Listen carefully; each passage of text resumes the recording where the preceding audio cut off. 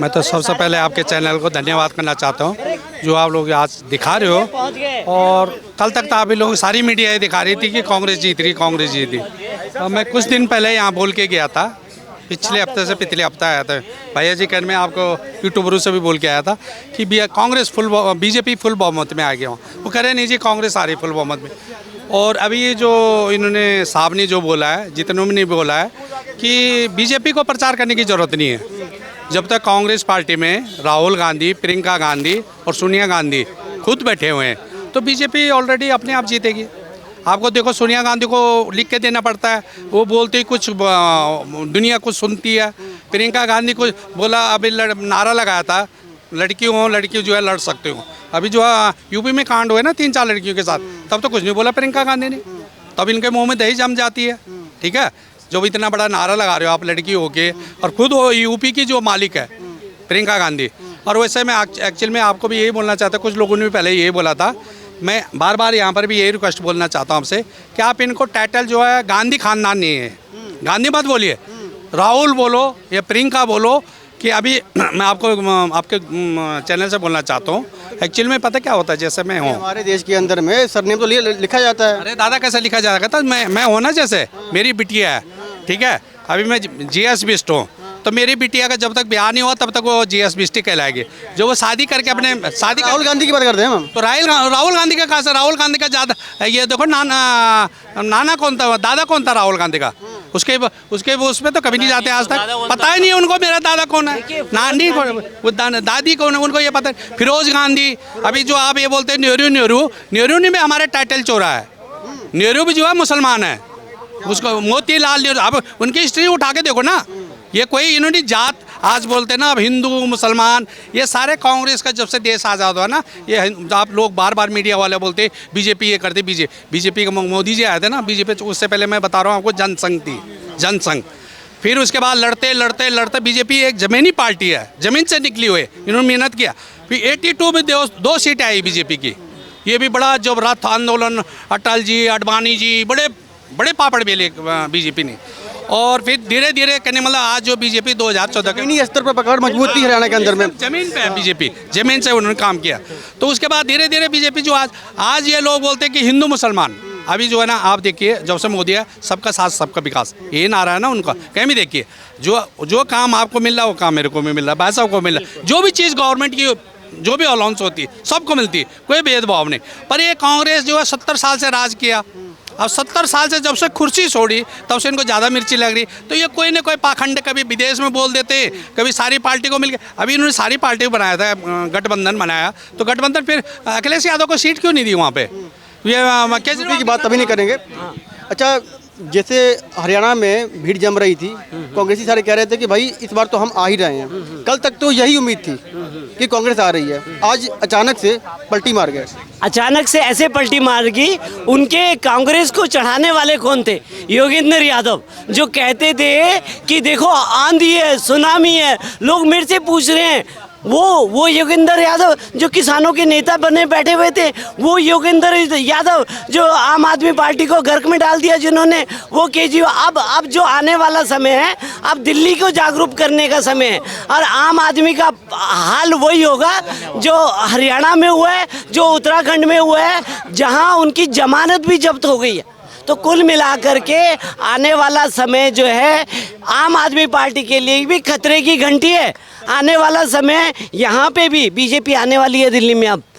और कांग्रेस जो अभी कल देखा होगा, कांग्रेस ने यहाँ जनसभा करी थी, उसमें उन्होंने दिखा दिया कि अब वो अगर खड़े हुए, नहीं तो कांग्रेस का अस्तित्व दिल्ली से बिल्कुल ज़ीरो हो जाएगा, ख़त्म ही हो जाएगा, कांग्रेस कहीं नहीं दिखाई देगी। तो कुल मिलाकर के कांग्रेस को अपना अस्तित्व बचाना है तो दिल्ली में खड़ा होना चाहिए उन्हें। और दिल्ली में देखिए शीला दीक्षित ने 15 साल राज करा, पर इसने आम आदमी केजरीवाल ने, झूठ वाल ने क्या करा, शीला दीक्षित को खा गया। यानी कि शीला दीक्षित को खाने के बाद में कांग्रेस को खा गया। खाता भी नहीं खुला वहाँ पर, हरियाणा के अंदर में खाता नहीं खुला। बिल्कुल, वो बच्चों से बुलवा रहा था। अब ये तो पता ही नहीं इस आदमी को कि बच्चे वोट देने जाएंगे कि जो वयस्क नागरिक है 18 साल से ऊपर वाले को वोट देने का अधिकार है। तो वो कह रहा बच्चों से बच्चे बोलेंगे आम आदमी पार्टी आए, तो बच्चे वोट देने जाएंगे क्या?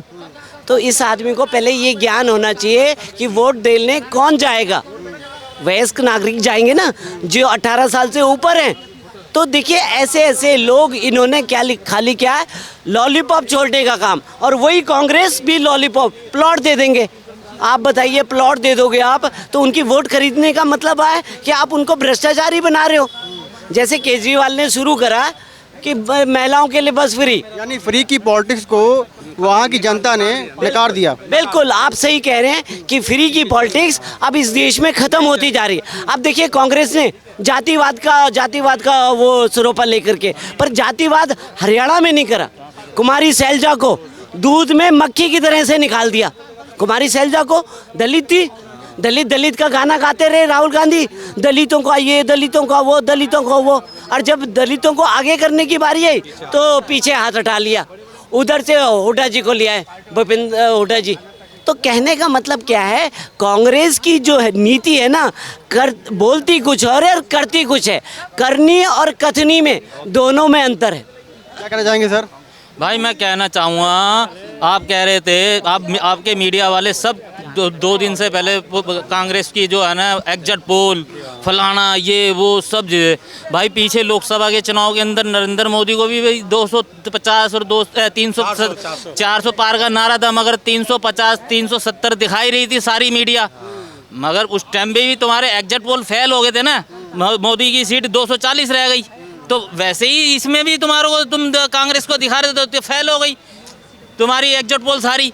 तो इसमें जो ये इसमें अब ये लांसर लगा रहे हैं ना, अब उस पे ईवीएम पे लांसर लगा रहे हैं, तो तब तो तुम्हारा सही था, और अब जब तुम्हारे साथ हुआ तो गलत हो गया है। तो ये जो है ना दोहरी नीति, ये इनका दोहरा चरित्र, और ये जो कभी तो दिखाते संविधान, कभी क्या नाम जातिवाद, कभी अंडानी अंबानी, कभी अग्निवीर हैं, सबको इनको कभी फ्री का चाटू काट, फ्री का काजल लगाओ, फ्री की लॉलीपॉप, फ्री की जलेबी, ये सब हरियाणा की जनता ने सूपड़ा साफ करके फेंक दिया। हरियाणा की जनता जो है ना सब समझती है, हरियाणा की जनता अब सब समझ चुकी है, देश की जनता सब समझ चुकी है कि ये जो जितने ये कांग्रेसी और विपक्ष में जो यूपी में खटाखट बोला, अब वो दे रहे हैं उनको 8,500 रुपये महीना, नहीं दे रहे ना। ये सब भारत की जनता और हरियाणा की जनता खूब समझ गई, जागरूक हो गए।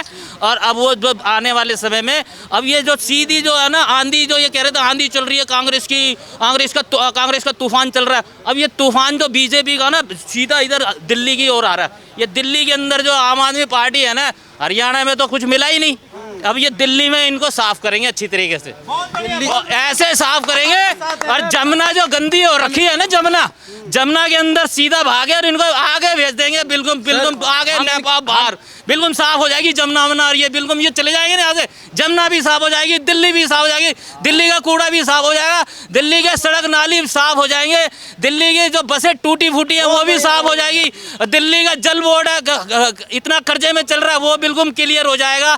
अब ये आंधी तूफान जो है ना इधर को आ रहा है बीजेपी का दिल्ली के अंदर, ऐसे बहता हुआ ले जाएगा, जमुना से सीधा पूरा सपा चट साफ कर देगा इसको केजरीवाल को। धन्यवाद।